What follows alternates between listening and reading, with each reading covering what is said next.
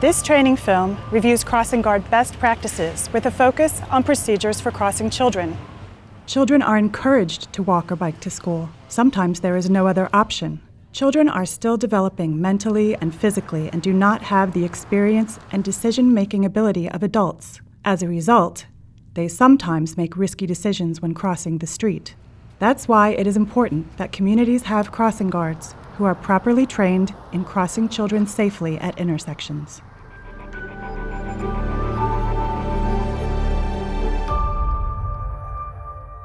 A crossing guard's primary duty is to create a gap in traffic so that children can cross safely. Crossing guards can do this because of state laws that require motorists to stop and stay stopped for pedestrians in the crosswalk. When a crossing guard steps into the crosswalk, a driver must stop and stay stopped, as they must for any pedestrian. The driver's duty to stop is reinforced by the crossing guard's use of the stop paddle. A stop paddle is an official sign under federal law. Sometimes people are confused about crosswalks. Legally, every intersection has a crosswalk, whether marked or unmarked. A marked crosswalk has painted lines or markings, while an unmarked crosswalk does not have painted lines or markings, but is at the intersection of any two streets. Remember, pedestrians have the right-of-way at crosswalks, while drivers have the right-of-way at the other sections of the roadway. Right-of-way means the user has the right to proceed before other road users. In New Jersey, this means that when a pedestrian enters a crosswalk, vehicles must stop and stay stopped until the pedestrian has finished their crossing. However, always be alert and expect the unexpected. Make sure that motorists are stopping for you before entering the crosswalk or crossing children.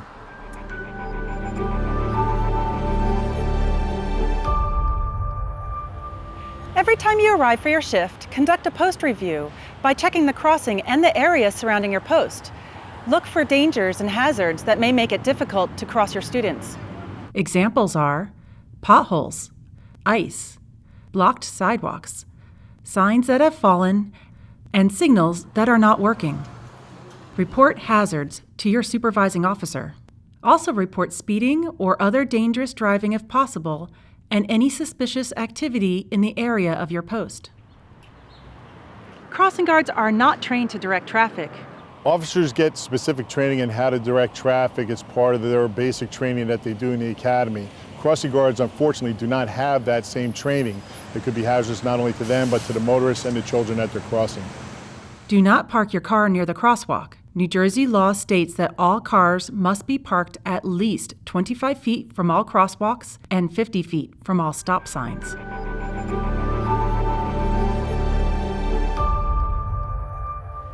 Now we're going to review the 8 steps for crossing children. The first step is curbside assembly. You should stand at least one step from the edge of the road and bring students together. Hi, how are you? You should look to see if there are any children running to catch up to the group and should also ask students on bicycles or skateboards to dismount. And the helmet should be on, right? Okay. You all remember that to wait to hear me tell you to cross, right? Before you start a cross, and you're going to look both ways when you're crossing? Okay, great.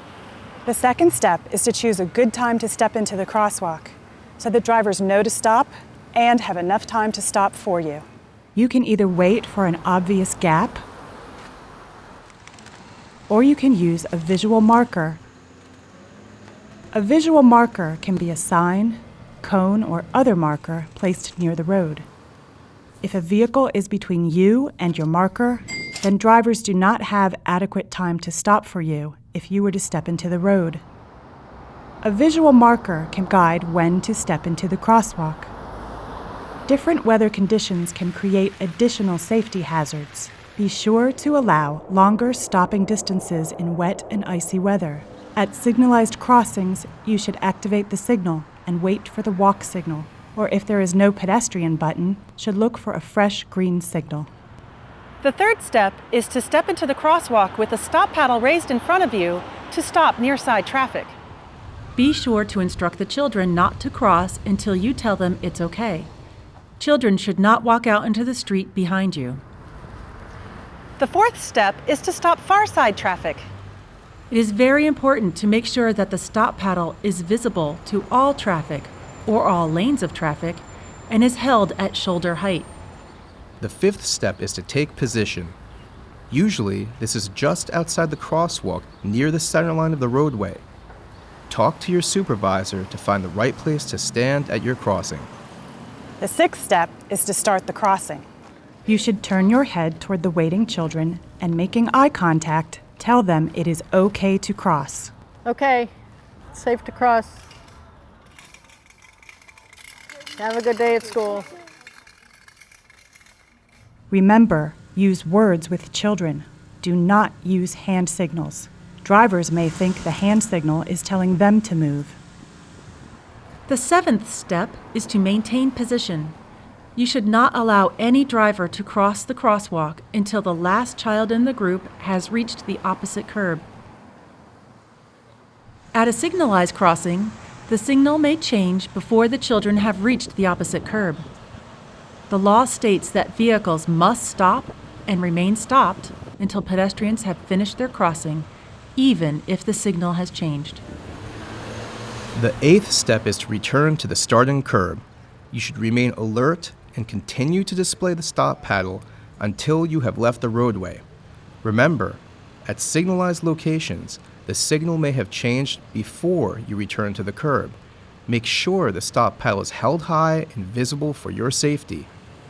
If you have begun to leave the roadway and another student approaches, return to the curb and have the child wait until other students gather before crossing or until you have the appropriate gap in traffic to start the crossing.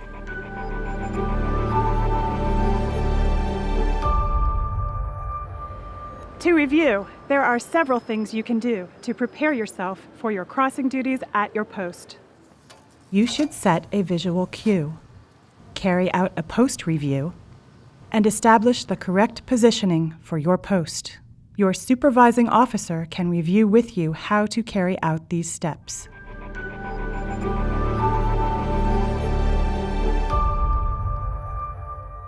First, assemble the children.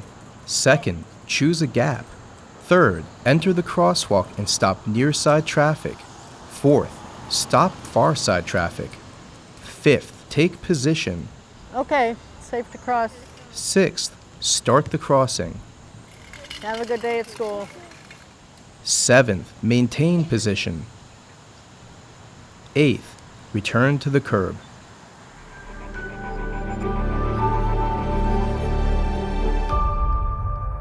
Crossing guards are required to wear a uniform that includes a high visibility retroreflective safety vest and a stop paddle.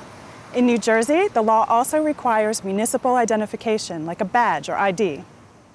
The law requires crossing guards to wear the safety vest on the outside of their clothing and to use the stop paddle.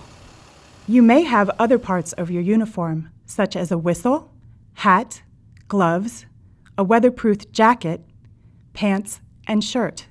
Check with your supervisor to be sure you have all parts of the uniform and all equipment required in your community. Crossing guards should always wear sturdy, slip-resistant shoes like work boots or sneakers. Crossing guards should not carry umbrellas because they may block the stop paddle from the driver's view and may block your ability to see and react to traffic. In addition, your hand is not free to signal vehicles to stop or to use a signal whistle. Crossing guards should be professional while on duty. This means that you should not be smoking, eating, or drinking. Nor should you be talking on cell phones, sitting, or be reading or listening to music. You must be focused on your job.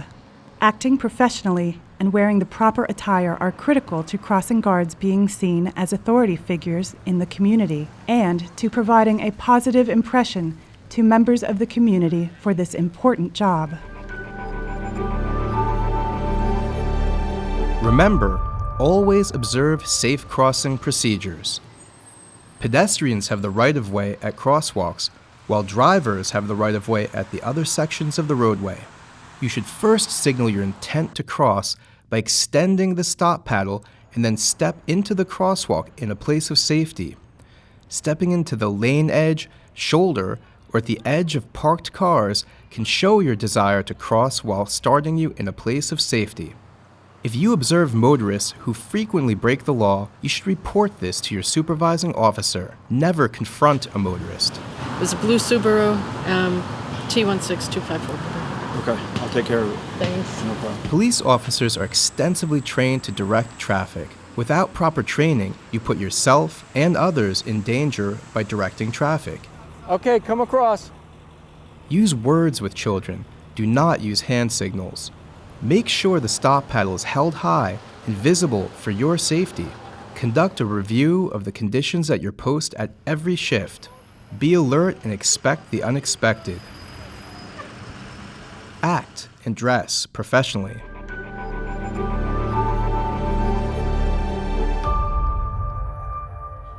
You play an important role in your community by helping children cross the street safely on their way to and from school.